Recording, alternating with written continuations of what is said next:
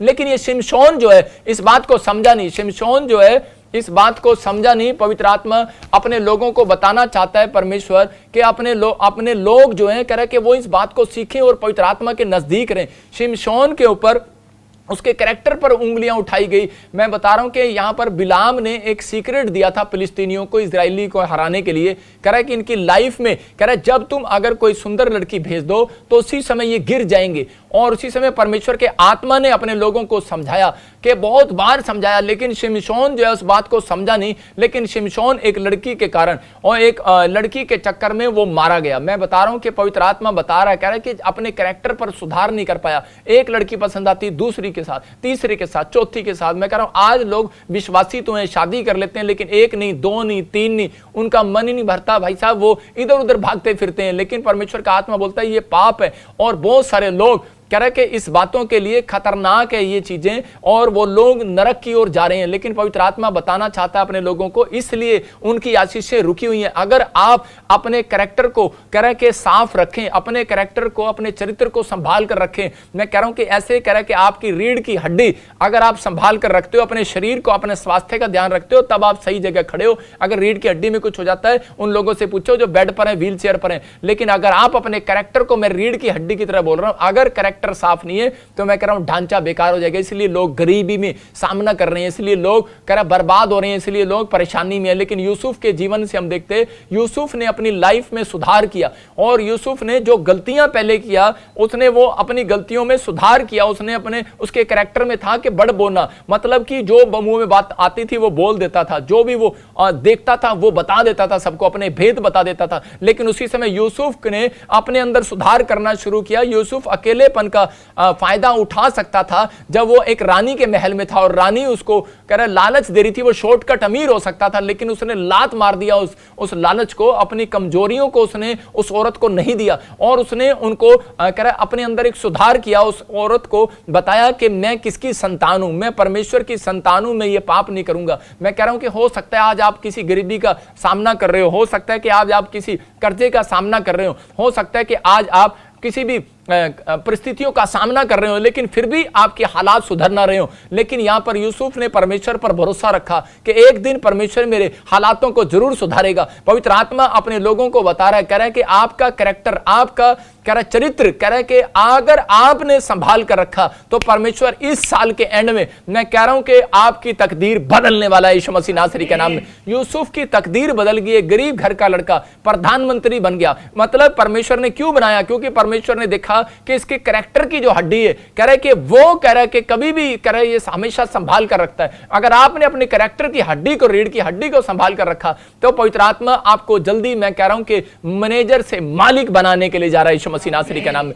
आप मालिक बनने वाले हो। अपनी ईमानदारी को कह रहा है, अगर आप फैसला ले रहे हो कि परमेश्वर हाँ मैं अपने चरित्र में ईमानदार रहूंगा, अपनी गवाहियों को संभाल कर रखूंगा। मैं कह रहा हूं कि कर्जा मैं आज देख रहा हूं ऐसे लोगों के ऊपर से, आज कर्जा उन्हें छोड़कर जा रहा है यीशु मसीह नासरी के नाम में। याद रखना, आज आप नहीं छोड़कर जाओगे शरीर, आज बीमारियां आपको छोड़कर जाएंगी यीशु मसीह के नाम में। आज परिस्थितियां आपको छोड़कर जाएंगी, आपके बद से बदतर हालात आपको छोड़कर जाएंगे। आपकी, मैं कह रहा हूं आस पास दुष्ट आत्माएं काम करती होंगी, लेकिन अगर आप ये फैसला ले रहे हैं, मैं कह रहा हूं आज दुष्ट आत्माओं को भागना पड़ेगा। क्योंकि दुष्ट आत्माएं बाइबल के अंदर बाइबल बताती है कि दुष्ट आत्माएं क्या कहती हैं, बोलती हैं कि हम तो उस घर में जाएंगी जहां पर पाप होता है, जहां पर जिनके कैरेक्टर खराब होते हैं, हम तो उस घर के अंदर जाएंगी और 7 ऐसी दुष्ट आत्माओं को और लेकर जाएंगी। लेकिन जो लोग फैसला ले रहे हैं, परमेश्वर अभी इसी समय उन दुष्ट आत्माओं को भगा रहा है यीशु मसीह नासरी के नाम में। आज अपने हाथों को उठाओ और कहो परमेश्वर कि आज मेरे जीवन से हर एक पाप नष्ट होने पाए यीशु मसीह के नाम में। और इसी समय पवित्र आत्मा जी आज से मैं बोलो कि आज से मैं परमेश्वर पाप के साथ फ्रेंडशिप नहीं करूंगा।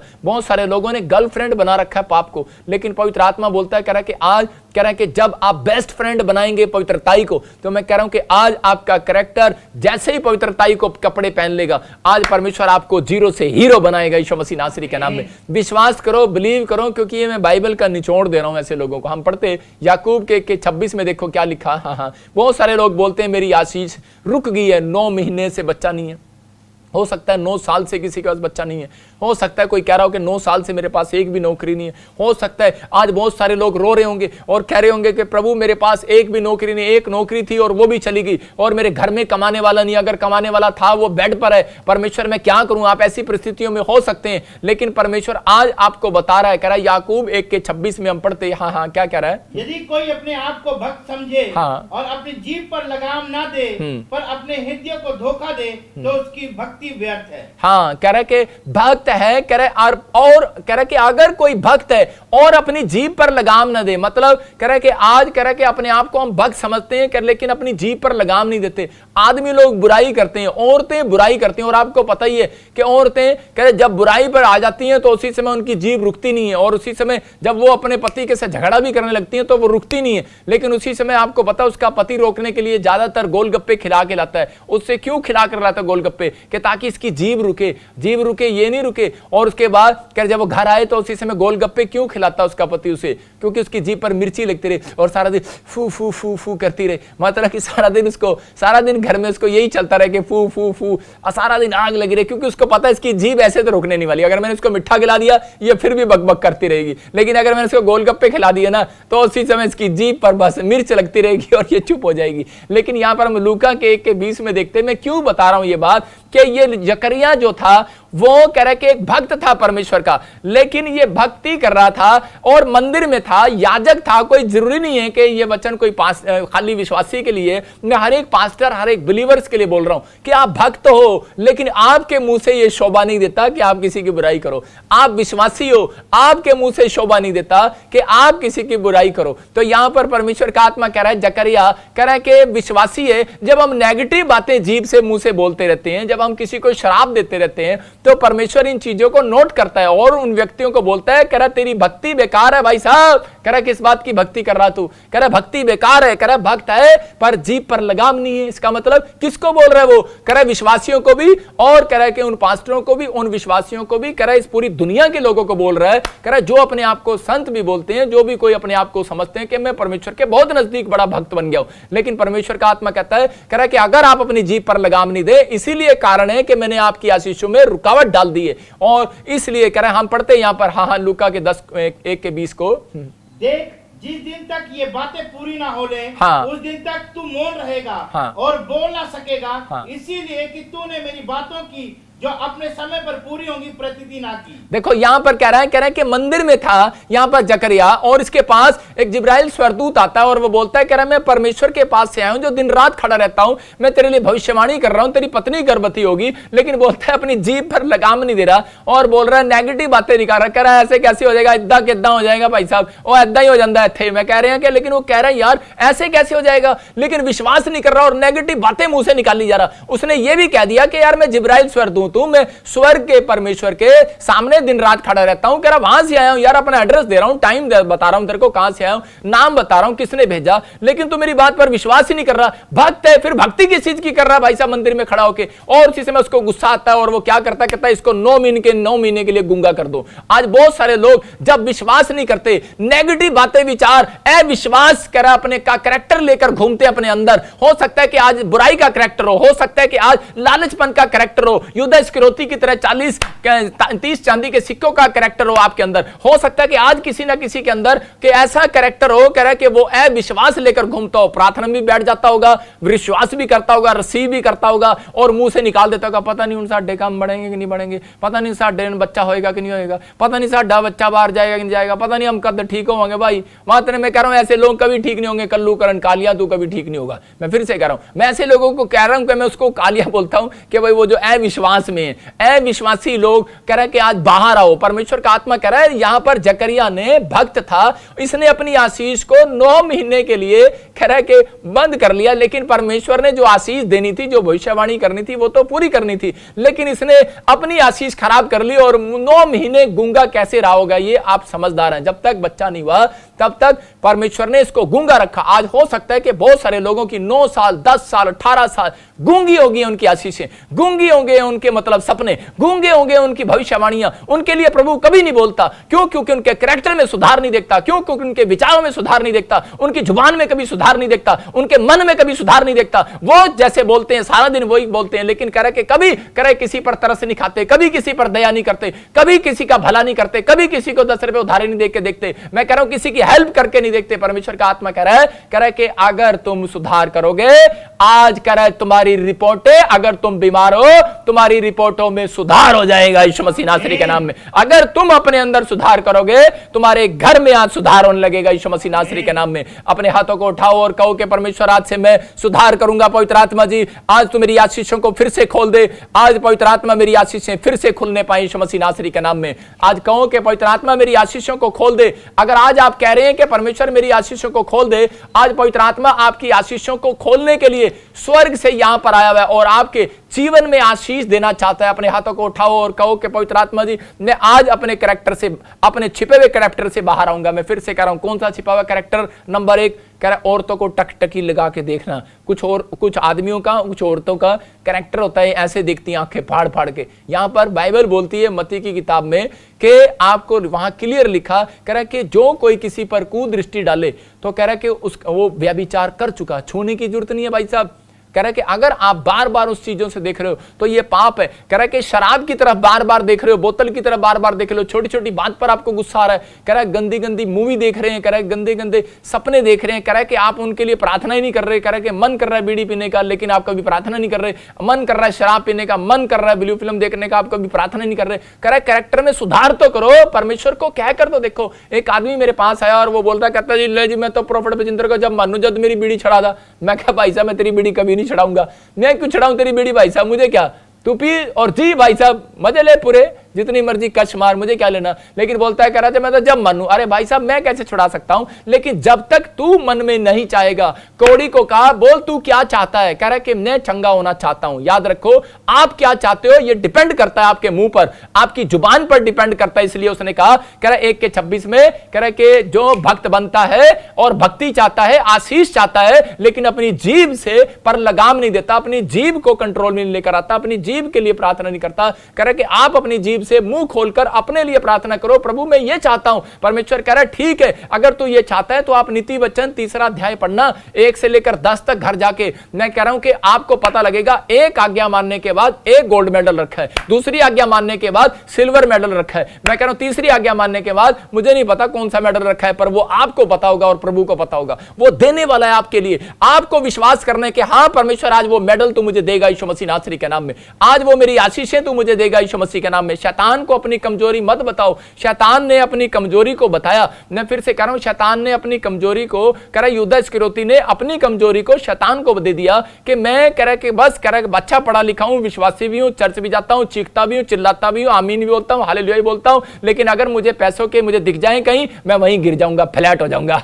ले लिया घर में लिया पैसे। मैं कह रहा हूं ऐसा लालची भी नहीं बनना कि आप जॉब के लिए, घर के लिए, हर चीज के लिए कहीं आप गिरे जा रहे हैं, मरे जा रहे हैं। मैं कह रहा हूं कि अगर जिस चीज में आपको पाप लगे, जिस चीज में आपको घृणा लगे, जो चीज आपको परमेश्वर से दूर करे, मैं कह रहा हूं कि उसको ठुकरा दो। आज पवित्र आत्मा ऐसे लोगों को प्रधानमंत्री बनाना चाहता है, ऐसे लोगों को राष्ट्रपति बनाना चाहता है, ऐसे लोगों को एमएलए बनाना चाहता है, ऐसे लोगों को बड़े बड़े मिनिस्टर बनाकर तैयार करना चाहता है, फैक्ट्री के मालिक बनाना चाहता है, इंजीनियर डॉक्टर बनाना चाहता है। क्योंकि यूसुफ ने कह रहा कि देखा कि ये रानी मुझे परमेश्वर के प्यार से दूर कर रही है, इसलिए उसने ठुकरा दिया उसको। लेकिन यूदा इस्करियोती ने सिर्फ 30 चांदी के सिक्कों के लिए प्रभु का प्रेम बेच दिया। मैं कह रहा हूं उसका दिल बेच दिया, उसके अनुग्रह को बेच दिया उसने। लेकिन आज बहुत सारे लोग एक शराब की बोतल के लिए, एक लड़की के लिए, 2 रुपए के लिए, पैसे के लिए कह रहा है कि आज परमेश्वर के प्रेम को बेच रहे हैं। कौन है वो? कह रहा अधिकतर मसीह विश्वासी। लेकिन परमेश्वर ऐसे लोगों को बचाना चाहता है। कह रहा है कि अगर आप डूबे हुए हैं, मेरा प्रभु आज मेरी प्रार्थनाओं से आपको बाहर निकालना चाहता है। हम 1 यूहन्ना 3:9 में देखते हैं, वहां पर लिखा, कह रहा इतना कॉन्फिडेंस करता है परमेश्वर आप पर, इतना भरोसा रखता है। अरे उसके प्रेम को नहीं जानते लोग, कह रहे कि वो अगर आप उससे प्रेम करो, लोग सिर्फ यही बोलते हैं चर्चों में आके कि पापा मैसेज ये होते हैं, पापा मेरी आशीष नहीं आई। लेकिन अगर आप ये कहें कि परमेश्वर कि आज पवित्र आत्मा जी मैंने अपना दिल जो बंद कर रखा था, पवित्र आत्मा जी मैंने जो दिल खोल रखा था पाप के लिए, आज मैं बंद कर देता हूं उस दिल को पाप के लिए और मैं यीशु मसीह के वचन कलाम के लिए खोल देता हूं। याद रखना परमेश्वर का आत्मा वचन में बोलता मलाकी की पुस्तक में, आकाश के झरोखे खोलूंगा, अपरंपार आशीष की वर्षा करूंगा, नाश करने वाले को घुड़कूंगा, तेरी दाखलताओं के फल कच्चे नहीं गिरेंगे, तेरा बच्चा कच्चा नहीं गिरेगा, तेरा बिजनेस कच्चा नहीं गिरेगा, तेरे बच्चे कोई पढ़ाई में कच्चे नहीं गिरेंगे, जो तू बिल्डिंग खड़ी करेगा कच्चा नहीं गिरेगी। मैं कह रहा हूं कोई काम कच्चा नहीं गिरेगा। क्यों? क्योंकि आपका अगर वादा पक्का है तो याद रखना, अगर आप कैरेक्टर में पक्के हैं कि परमेश्वर मैं तुझे कभी धोखा नहीं दूंगा, अगर आज आप धोखेबाज हैं, मैं कह रहा हूं कि याकूब का नाम धोखेबाज था, उसने भाई के साथ धोखा कर लिया, लेकिन वो सारी जिंदगी पछताता रहा, भटकता रहा, घर से बाहर रहा बेशक, लेकिन उसने अपने अंदर एक सुधार किया और उसके बाद पवित्र आत्मा ने उसकी जिंदगी में काम किया। मैं आपको बता रहा हूं कि अगर आज आप ऐसे व्यक्ति हैं कहीं पर, मैं कह रहा हूं कोई गलती अगर आपसे हो गया है, लेकिन अगर आज आप हाथ उठाकर कह रहे हैं कि परमेश्वर मैंने जान लिया है कि मैं इस वचन को पढ़ूंगा और जान जाऊंगा कि मैं तेरे से जन्मा हूं, तो परमेश्वर मैं विश्वास करता हूं कि मैं पाप कर ही नहीं सकता। पवित्र आत्मा आज ऐसे लोगों का उद्धार करने वाला, उनको आशीष देने वाला यीशु मसीह के नाम में। हम पढ़ते इसको, हाँ पहला यूहन्ना 1 जॉन, हाँ उसको देखेंगे 3:9। जो कोई परमेश्वर से जन्मा है वो पाप नहीं करता, क्योंकि उसका बीज उसमें बना रहता है। हाँ। और वो पाप कर ही नहीं सकता। हाँ। क्योंकि परमेश्वर से जन्मा है। देखो यहां पर लिखा, जो कोई परमेश्वर से जन्मा है वो पाप कर ही नहीं सकता, क्योंकि उसका बीज उसमें बना रहता है, वो पाप कर ही नहीं सकता।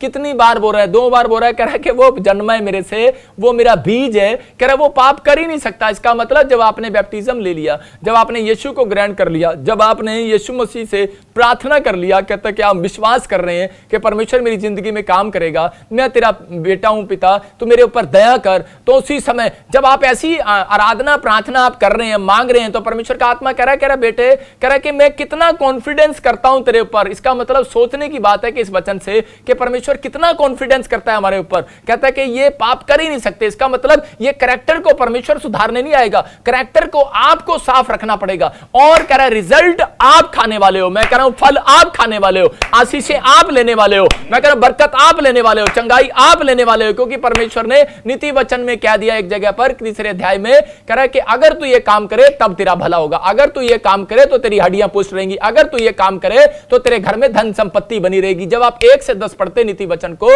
3 अध्याय को 1 से 10 घर जाके पढ़ना, तो उसमें क्लियर लिखा कि अगर तू दशमांश दे तो कह रहा अगर तेरे कैरेक्टर में दशमांश देने की बात है। आज लोग धोखा देते हैं परमेश्वर को और बोलते हैं, कह रहा कि पवित्र आत्मा बोलता है तुम मुझे लूटते हो, तुम मुझे धोखा देते हो, कह रहा क्योंकि तुमने चोरी की है, कह रहा कि किसकी, कह रहा दशमांश की, कह रहा भेंटों की, मेरी चोरी की है, कह रहा कि वहां पर क्लियर करा मलाकी की पुस्तक के अंदर, कह रहा कि चोरी की है। लेकिन यहां पर हो सकता है कि हम कैरेक्टर में कई बार कह रहा कि कंजूस हो, हमारा कैरेक्टर कंजूसी का हो, हम जब दान देते हो तो हमारे अंदर कंजूसी हो, और हम जब गोलगप्पे खाने जाए, बच्चों के साथ कहीं फैशन करने जाए, पिकनिक मनाने जाए, तो हम खुला खर्चा करते हो। मैं कह रहा हूं कि परमेश्वर देखता है आपके कैरेक्टर को, बोने वाला कैरेक्टर है या नहीं है, प्रार्थना करने का कैरेक्टर है कि नहीं है। बातूनी कैरेक्टर है, मतलब बातें करेंगे, घंटा घंटा करेंगे, टीवी देखेंगे, घंटा घंटा देखेंगे, अरे लेकिन जब प्रार्थना की बारी आएगी आवाज भी नहीं निकलेगी, बस मम्मी मम्मी प्रार्थना करती रहेगी, बच्चों के मुंह से आवाज नहीं निकलेगी। क्यों? क्योंकि उनके अंदर ये गुण नहीं डाले गए। याद रखना, अगर प्रार्थना करने का कैरेक्टर है,